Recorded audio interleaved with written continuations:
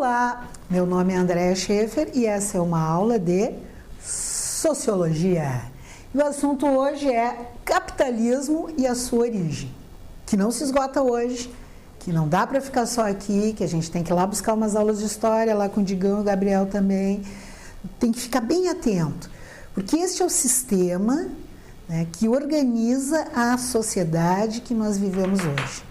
Então, conhecê-lo na sua origem e com todos os seus detalhes significa compreender o porquê que estamos e de que forma estamos vivenciando nos dias de hoje a nossa atuação como um ser humano. É muito importante. Retirante as questões ideológicas, se acredita, se acha bom ou não, é necessário atentar para cada um dos detalhes que compõem o conceito de capitalismo. O capitalismo, então, inicia como processo lá na fase do mercantilismo. Procurem essa aula, interessante, é necessária. As grandes potências da época, Portugal, França, Espanha, Holanda, comercializavam já escravos e metais preciosos, a partir da exploração, né, de riquezas nas suas colônias, ou não precisava ser colônia, bastava chegar, e o objetivo era um só, lucro. Então, como o processo, não tinha esse nome ainda, começa lá no mercantilismo. No declínio do feudalismo, quando as terras começaram a ser arrendadas e a mão de obra já passava a ser remunerada, surge uma nova classe, uma nova categoria, né? Surgiu uma nova categoria. Eles eram artesãos que começaram a comercializar os seus produtos. E não só comercializar os seus produtos, como também a comercializar o excedente de produtos de outros companheiros por ali. Eles não faziam parte, né, eles habitavam uma região externa ao palácio, né, não estavam dentro das terras do nobre, né, eles ficavam fora. E os nobres convencionaram chamar essa região externa de burgos, por isso o nome burgueses. Então, os burgueses, neste momento, aparecem, né, como sinônimo de comerciantes. Eles vão comercializar não só o que eles produzem, mas o excedente das outras produções. E como moravam nos burgos, recebem a denominação de burgueses. Esses comerciantes, então, esses burgueses, se instituem, se organizam e também têm como objetivo a busca do lucro, né? E a circulação de bens de consumo. Surgem então as feiras, as grandes feiras, que já existiam feiras, né? As feiras sempre existiram para troca, para o escampo. Agora vão surgir feiras monumentais, muitas que existem até hoje na Europa, mas agora pela troca, né? Troca em dinheiro e visando lucro. O lucro e que os bens de consumo circulem pelo maior tempo possível, pelo maior espaço possível. Então, como é que era antes disso acontecer, né? O valor de uso das mercadorias era marcado pela sua utilidade, pela sua necessidade. Estou precisando de ovos hoje e comercializo sapatos, eu vou atrás do cara que tem lá os ovos e vou fazer um escambo, vou fazer uma troca com ele. E com ele ali eu já combino quanto é que vale, né, uma dúzia de ovos, em quantos pares de sapato, um só, como é que fica isso?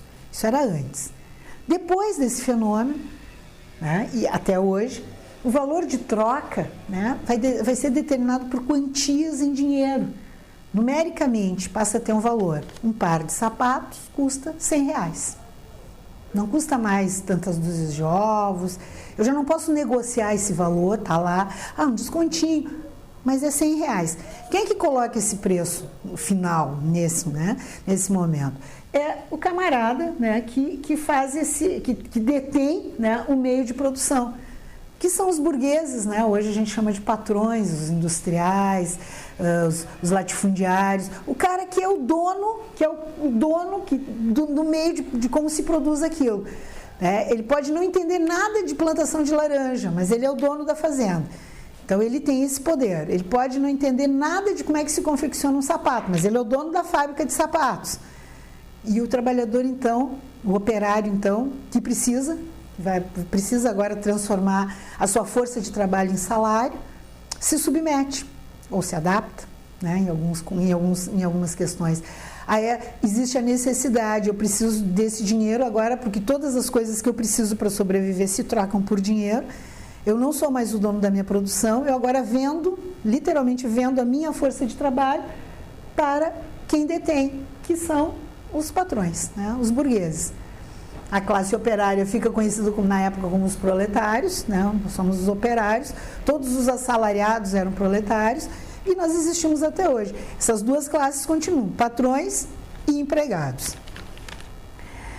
É um sistema, né? O capitalismo é um sistema. O que é um sistema? É como uma teia. O sistema é como uma rede de pescaria, formado de várias partes. Por isso é complexo. Complexo não é o que é difícil, é o que é feito de muitas partes. Passa para o popular, né, para o senso comum, uma coisa difícil. Não, é feito de muitas partes. Pode ser que aparente ter dificuldade por causa disso. Então, um sistema é como uma rede, um tecido, tudo tecido junto, né? Que é a característica do que é complexo, que é tecido junto. Então, é um sistema socioeconômico. Significa que não dita só as regras da questão da economia, quanto vai valer e quanto eu vou lucrar, mas também dita as regras do comportamento dessa sociedade. Então, ele é não é só um sistema econômico. Ah, tá, economicamente somos capitalistas, mas socialmente, então, não. Está totalmente embolado. E chega nos dias de hoje, e essencialmente esse sistema, para vingar, para dar certo, ele precisou nos destituir de algumas certas curiosidades. Ao tornar-se um sistema econômico e perceber que precisava influenciar a sociedade para que esse sistema econômico desse certo, o capitalismo passa a utilizar-se de alguns meios, que se em 1860 eram ainda, estavam dando os seus primeiros passos hoje, né, que é a mídia, o jornal, a TV, o rádio, no nosso caso, nos dias de hoje, a mídia virtual. Então ele começou a cercar-se para deixar bem claro para todas as pessoas envolvidas, ou seja, todos nós que nascemos a partir de 1860, que a partir de agora o que vale é quanto tu tem, não é mais o que tu é. Isso é muito importante. Então, passa-se a acreditar, e até hoje isso funciona, que quanto mais tu te esforçar, mais dinheiro tu vai ter. Então, há ditos populares que foram sendo propagados, né? Quem cedo... Deus ajuda a quem cedo madruga. Então, o camarada que começa a trabalhar às 5h30 da manhã, que é um bom horário para as fábricas, né? Para os operários, esse é um cara que com certeza vai chegar lá. É? Vai mesmo, será? Já o cara que sai de casa às 10 horas da manhã é vagabundo, é malandro. Tem algumas profissões que não são profissões. Músico é profissão, artista é profissão. Opa, não. Para o capitalismo, para ter certeza que esse operário ia trabalhar 18, 20, 24 horas por semana, por dia, por semana não, por dia, sem ver os seus filhos crescerem, sem poder participar efetivamente do seu coletivo, seja sindicato, seja o clube da esquina, propagou-se, mas quase no código de DNA hoje da população mundial, que para ter alguma coisa tu tem que trabalhar muito, que é assim que tu vai fazer sucesso. Salário mínimo no Brasil, tá lembrando dele, quanto é que é? Tu acha que é só isso aí mesmo? Se eu trabalhar 24 horas por dia e ganhar um salário mínimo e meio, estou sendo legal por mês, eu chego lá. É de questionar, né? Vamos ir pensando, porque sociologia é uma disciplina reflexiva, hein? Que ninguém reclame. Tá assistindo, tem que pensar, botar a mufa para queimar. Presta atenção, criatura. Esse sistema socioeconômico, então, ele é todo baseado em meios de produção e bens de consumo. E nessa divisão entre patrões e empregados. Meios de produção e bens de consumo estão nas mãos de alguns, cada vez menos. O burguês e o proletário, o patrão e o empregado, vão estar definitivamente em lados opostos. Por quê?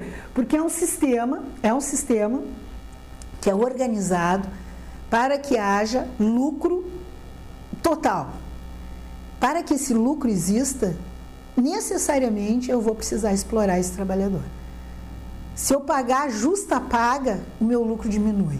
E a minha ideia é lucro. Não é o quanto tu é importante ou o material que tu produziu, quanto é que custa. Isso não. Lembrando sempre, para deixar isso bem claro, isso é um dado, tu encontra em vários lugares, várias fontes na internet. 6 bilhões de humanos hoje no nosso planeta dividem 15% de toda a renda. 6 bilhões dividem 15%. 500 milhões de nós, bem menos, né? Não sou da matemática, mas 6 bilhões, 500 milhões, detêm 86% de toda a grana desse planeta.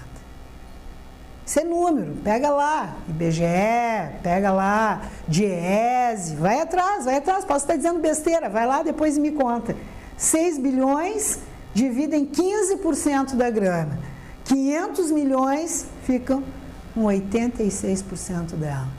A gente vai continuar falando sobre isso, que não acaba aqui capitalismo, mas se curtiu, volta lá, dá um like no canal, te inscreve, recebe isso tudo em casa, entra lá no site, dá uma olhada, Digão e Gabriel tem coisa para dizer também, te ajeita aí, meu, não só por causa do Enem e das universidades federais, mas para te saber em que planeta tu anda. Valeu, até a próxima!